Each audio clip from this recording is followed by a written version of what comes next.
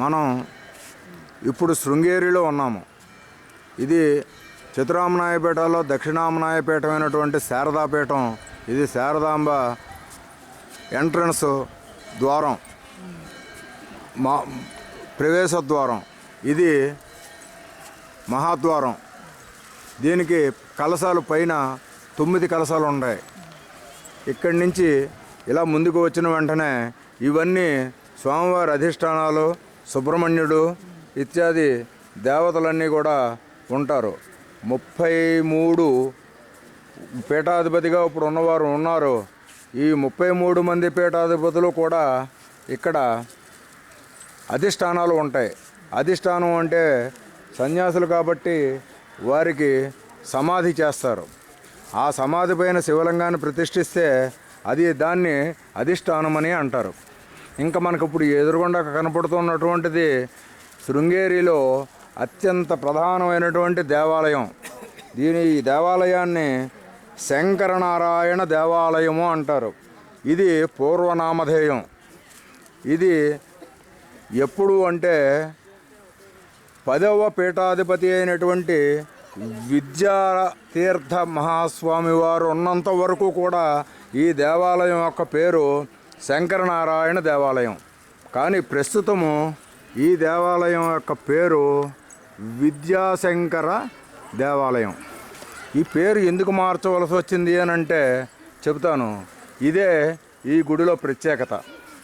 ఇది బహు ప్రత్యేకతలు కలిగి ఉంది. అంటే చాలా ప్రత్యేకతలు ఉన్నాయి ఈ గుడికి. ఇది ఇప్పుడు గుడిగా లేదు. దీన్ని ఇప్పుడు గుడి అనరాదు.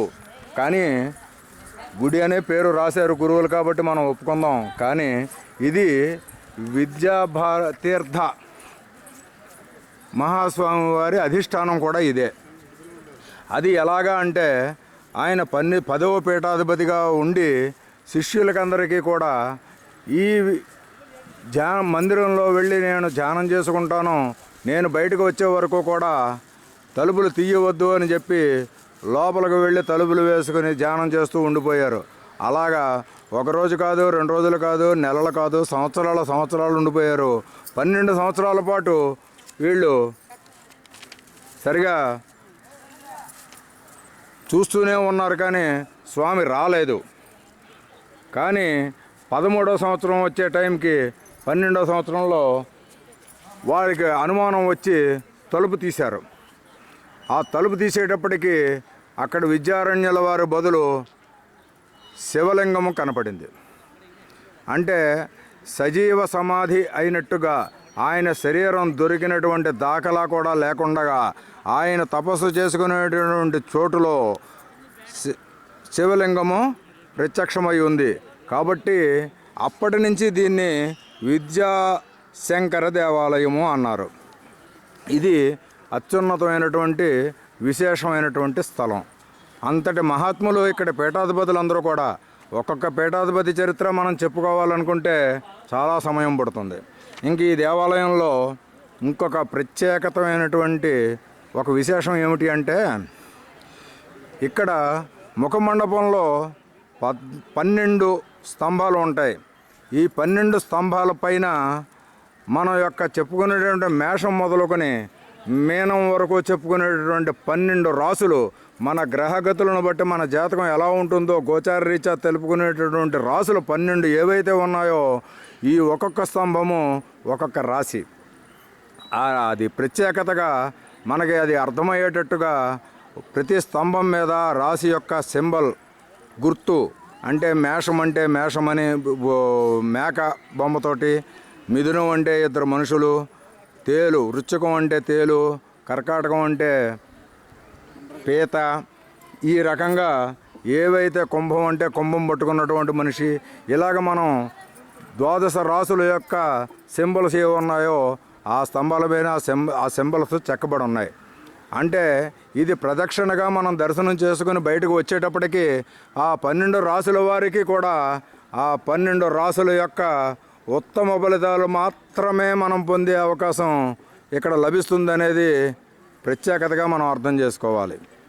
అంటే ఈ 12 రాసుల వారికి ఉన్నటువంటి గ్రహస్థితులలో లోపముల వల్ల మనకి ఏమైనా జరగబోయేటటువంటి అనిష్టాలని తొలగిస్తుంది ఈ దేవాలయం అనేది సంకేతంగా మనం అర్థం చేసుకోవాలి.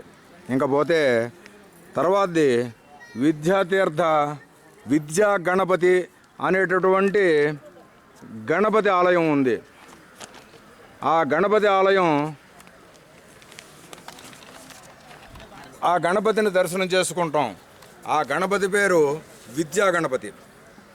ఇంకా మూడవ విశిష్టత, కాశ్మీరు నుంచి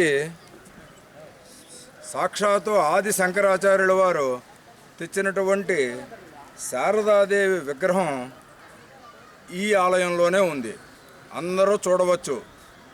అమ్మవారు దారువుతో చేసినటువంటి మూర్తివంతం. అంటే దారువు అంటే చెక్క. శంకరాచార్యుల కాలం నాటికి ఆయన తెచ్చారు అని అంటే అంతకు ముందు ఎప్పుడు తయారయ్యిందో ఆ విగ్రహం ఈ రోజుకి కూడా చక్కగా కళ ఉట్టుపడుతూ ఎంతో నయనానందకరంగా, ఎంతో అనుగ్రహపూర్వకంగా, ఎంతో అనుగ్రహాన్ని చిందిస్తూ అమ్మవారు యొక్క విశేషమైనటువంటి ప్రకాశమానం చాలా ద్విగుణీకృతంగా కనబడుతూ ఉంది. అటువంటి శారదాంబని ఈ ఆలయంలోనే మనం చూడొచ్చు. ఇంకా ముఖ్యమైనటువంటి మన శంకరనారాయణులు అని చెప్పుకోబడేటటువంటి దేవాలయంగా ఉన్నప్పుడు ఉన్న మూర్తివంతము పంచలోహాల విగ్రహము సుమారు 3 అడుగులు పొడుగు ఉంటుంది. అందులో శంకరుడు నారాయణుడు ఇద్దరు కలిపి ఏకమూర్తిగా ఉంటారు. అది దాని యొక్క శోభ శతకోటి సూర్య ప్రభ అంతటి జిలుగులు వెలుగులతోటి ఆ మూర్తివంతం కనబడుతూ ఉంది. అటువంటి ఆ యొక్క శంకరనారాయణుల వారిని కూడా ఈ దేవాలయంలోనే మనం దర్శనం చేసుకోవచ్చు. అటువంటి ఈ దివ్యమైనటువంటి ఇటువంటి దేవాలయాలు మన భారతీయుల యొక్క సొంత ఆస్తి. ఇదే మన భారతీయేతర మూలాలని, హైందవ సాంప్రదాయాన్ని నిలబెట్టేటటువంటి ముఖ్యమైనటువంటి దేవాలయాల్లో ఇది ప్రప్రథమంగా ఉంది అని మనం చెప్పుకోవడానికి మనందరం ఎంతో గౌరవించాలి.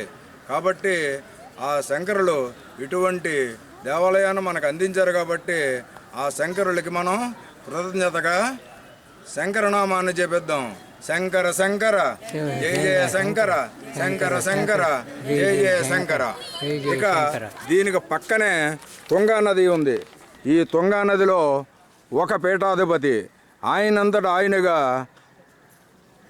తన తనువుని నీళ్లపైన జపం చేసుకుంటూ ఆ జపంలోనే ఆయన ప్రాణత్యాగం అంటే శివైక్యము పొంది ఆ నీటిలో తేలుతూ కొట్టుకుని పోతూ ఉంటే ఆ యొక్క మూర్తిని తీసుకుని వచ్చారు. ఆయనకి ఆ తర్వాత అధిష్టానం కట్టారు. అటువంటి ఒక మహా చరిత్రలో ఎన్నో చరిత్రలో కలిగినటువంటిది ఈ శారదాపీఠం.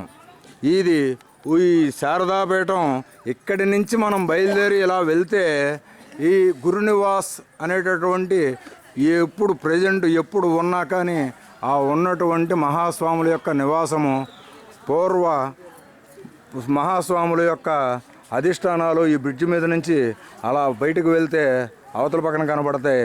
మనకి నిత్యము చంద్రమౌళీశ్వర ఆరాధన ప్రస్తుతం ఉన్నటువంటి మహాస్వాముల వారు చేస్తూ ఉన్నటువంటిది మనం ఈ బ్రిడ్జి మీద నుంచి ఆ చివరికి వెళ్ళి గురునివాస్ అనేటటువంటి స్థలంలో అక్కడ ఆ యొక్క చంద్రమౌళీశ్వర ఆరాధనని మనం చూడొచ్చు. అది చూస్తే చాలు మనకి సాంసారిక బంధనాలు లాంటి ఎన్నో రకాల సమస్యలకి పరిష్కారము లభిస్తూ ఉంటుంది. ఇప్పుడు నేను చెప్పిన చరిత్ర అంతా కూడా ఇక్కడ లిఖించబడి ఒక బోర్డు పెట్టి ఉంది. దీన్ని కూడా వీడియోలో పొందుపరుస్తున్నాను.